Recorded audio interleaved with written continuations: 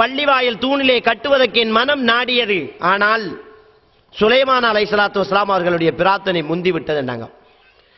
இன்னொரு ரிவாயத்தில் அது எனக்கு ஞாபகம் வந்துட்டுன்னாங்க. அப்ப நபிகள் பெருமானா ஸல்லல்லாஹு அலைஹி வஸல்லம் அவங்க ஜின்னை பிடிக்கவே முடியாது, ஆனா இன்றைக்கு ஜின்ன வசியம் பண்ணிட்டு இருக்கிறோம் என்று சொல்லி சிலர் இன்றைக்கு புராடு பண்ணிக்கிட்டு ஏமாத்திட்டு இருக்கிறாங்க. ஜின்ன மனுஷன் வசியம் பண்ண முடியாது. வசியம் பண்றவங்க என்ன சாட்டி சொல்றாங்க தெரியுமா?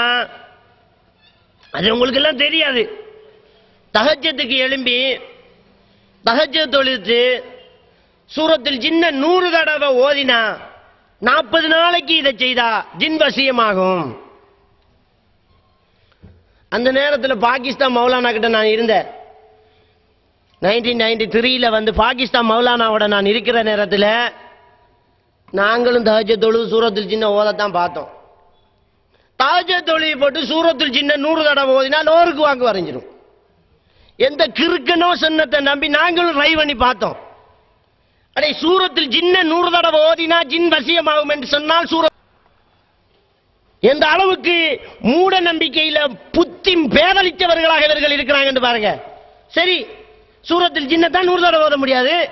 சூரத்துல் நாஸ் 100 தடவை 1000 தடவை ஓதலாம். சின்ன ஒரு அத்தியாயம் குல் ரப்பின் நாஸ். நாஸ் என்றா என்ன அர்த்தம்? மக்கள் என்ற அர்த்தம். சூரத்துல் நாஸ் 40 நாளைக்கு 100 தடவை ஓதினா எலெக்ஷன்ல நின்ற நமக்கு தான் எல்லா ஓட்டு எல்லாம் வசியம் பண்ணிட்டோமே.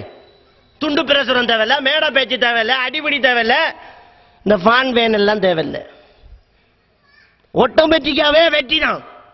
அப்ப எந்த அளவுக்கு ஏமாத்திட்டீங்கன்னு பாருங்க. சரி, நான் கேட்கிறேன், ஜின்ன வசியம் பண்ணி வச்சிருக்கியா? வச்சுக்கோ. சுலைமான் அலைஹிஸ்ஸலாத்து வஸ்ஸலாம் வசியம் பண்ணிட்டு என்ன செஞ்சாங்க? கடல்ல மூழ்கி முத்தெடுத்தாங்க. ரத்னக்கல் தோன்ற நாடு நம்முடைய நாடு. தோண்டி எதுக்கு எங்களுடைய புலக்கடையை தோண்டி போத்தல் எடுக்கணும்?